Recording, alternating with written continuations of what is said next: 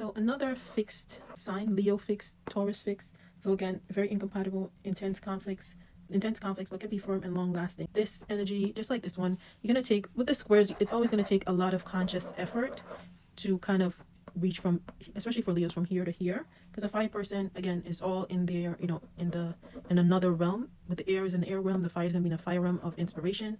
They don't want to come down to earth. They could also experience this, but mainly I think it's the air people that experience this.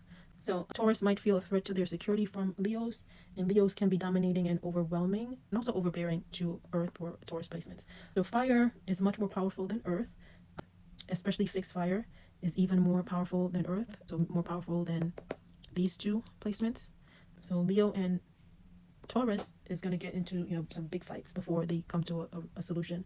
Taurus will react to Leo with erecting defenses. Taurus can get stuck, overly complacent, and wrapped in monotonous routine. Leos can figuratively light a fire under Taurus to get them moving, but that's if Taurus trusts Leos to lead, and that's if Leo respects Taurus' autonomy and not abuse their leadership role with Taurus.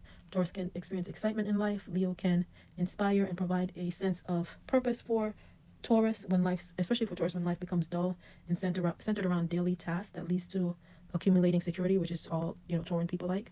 So Leo can help the Taurus person to get out of that rut, which can help Taurus to enjoy and appreciate life, rise above the sensual level. So Leo loves to shine and seek recognition and appreciation. The Venusian quality of seeking out what is good and pleasurable can be turned towards an appreciation of Leo's finer qualities, which is devotion. This can elevate Taurus quality through adoration of Leo. Taurus can develop a devotional quality. So Leo's weakness is a tendency to be too self-focused, even to the extent that they could become narcissistic. So the fixed fire, yes, can become narcissistic. So that could offend a Taurus who is often less about themselves. But Taurus can be self-centered as well, because of course it's Venusian, which is about self. But those two can clash. Taurus is more laid back. So incorporating some of the Taurus energy, Leo can create opportunities to slip from the light and recharge. So of course, like I said before, Leo likes the spotlight. They like to be in the limelight. They like attention. So sometimes that energy where Leo likes to be in the spotlight can become too much, and that could lead to narcissism. So come down to earth, recharge your energies. So come down. For Leo, it's really about coming down to earth and recharging your energies, being grounded in yourself. You don't always need to be in the spotlight. You could, be taking care of yourself instead of, being on a movie set or on the Broadway show.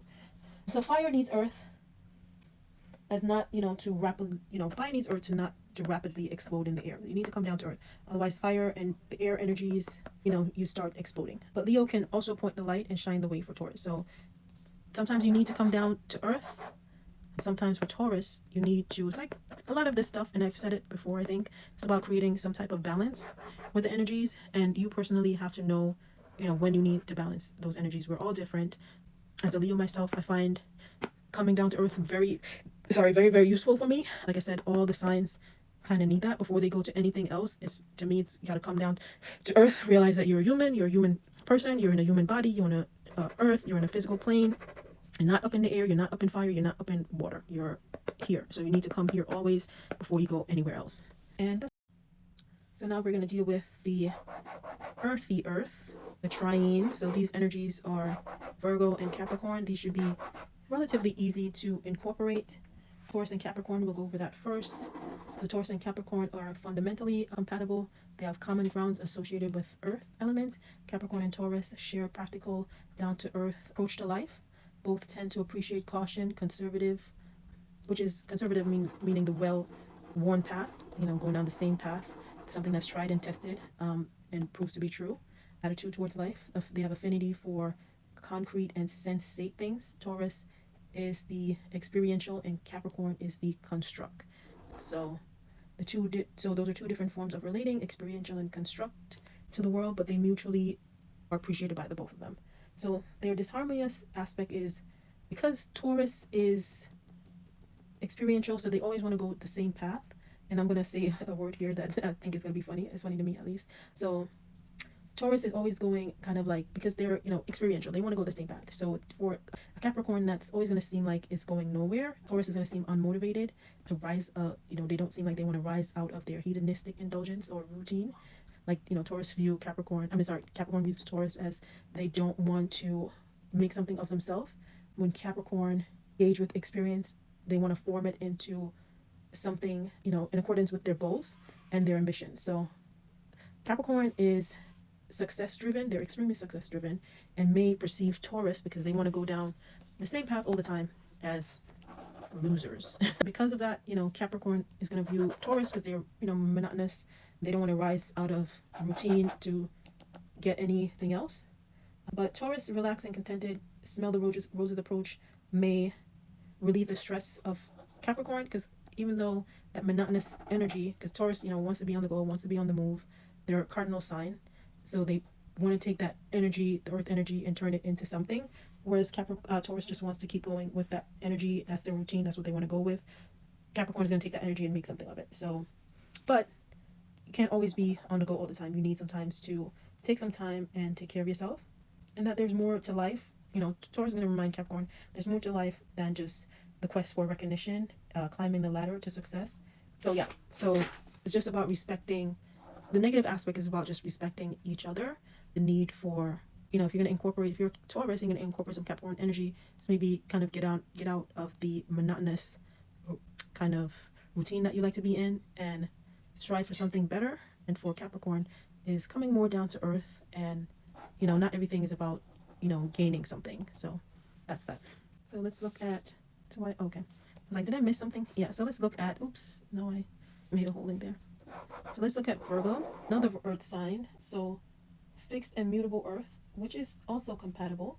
Same foundation earth, mostly mutually compatible. Earth is most passive of elements, so there's a little friction between, the earth signs, especially Taurus and Virgo. Taurus is more solid and Virgo is more complex. They are likely to accept each other with little resistance. Virgo and Taurus share the same traits. Both can be practical, oriented towards the sensate, cautious, reserved, and have a strong work ethic.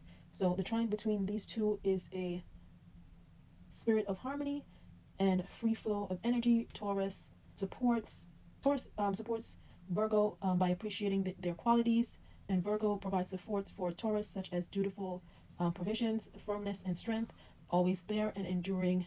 They have faithfulness towards each other. Difficulties may arise depending on the aspects that you have as a Taurus or as a Virgo to incorporate these energies. So, but for the most part, you guys get along good. So now we have Taurus and Sagittarius. So they can coexist, fire and mutable. So fire and mutable, fixed earth and mutable fire can coexist. They have very little in common though, or they're again parallel. They're kind of like the Gemini aspect, where they kind of form this kind of like parallel to each other. They don't really disturb each other's space. They may overstimulate each other. They may exhibit more risk or pomposity. Like, say for instance, if a Taurus person challenges the Sagittarius person, they might amp up that Sag energy, and vice versa, and start overcompensating with each other. So they don't really mix well together, but they can get thrown out of balance. That's the danger with lacking the wisdom of the other, which is having, the other perspective, which is ingraining Sagittarius qualities, or Sagittarius ingraining, Taurus qualities, which is grounding, steadfastness. Sagittarius can disengage from any need for practicality, so they need those kind of grounding, steadfast energies, because they can become oblivious to the consequences of their actions or opinions. They can be blind to internal inconsistencies of their positions, so they need to kind of ground themselves. So as a Sagittarius, you need to ground yourself to gain, some practicality, and also not to become oblivious, to how you think or your opinions. So you could both be triggered, or crisis can trigger change.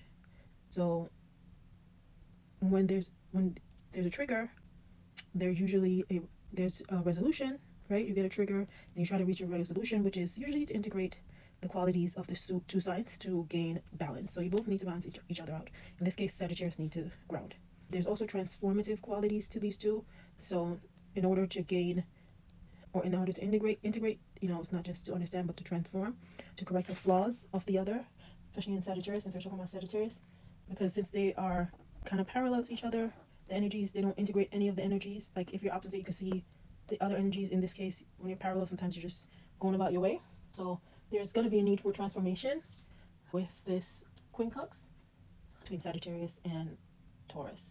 And that takes, rising to a higher level of consciousness in order to get to integrate this type of energy inside of you. So next we move on to Taurus and Libra.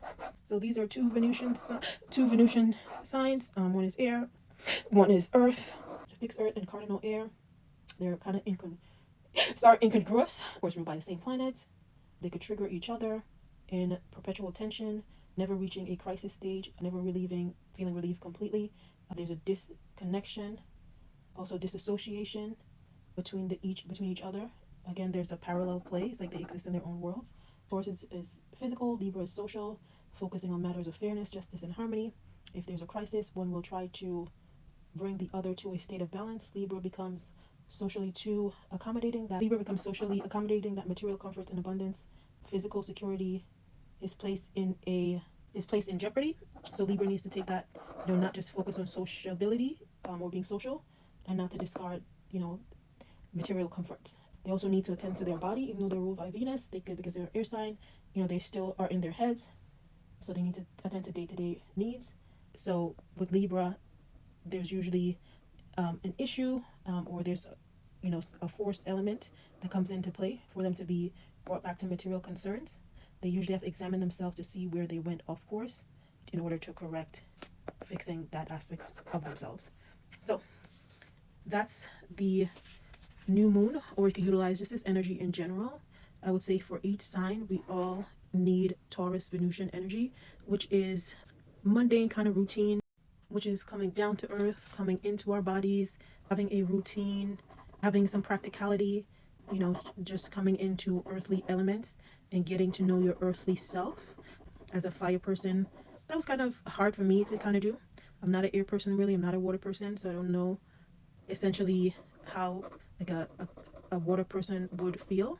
But I know that this right here, your Taurus energy, the moon is about nurturing. So in all these aspects is to nurture the Taurus aspect of yourself, which is coming down to earth, getting some routine, taking care of yourself, taking care of your body, taking care of your material possessions, making sure we are, of course, on earth, physical plane, not in fire, not in water, not in air, but to make sure like these things are taken care of, so that way we could feel, on earth, to say the least.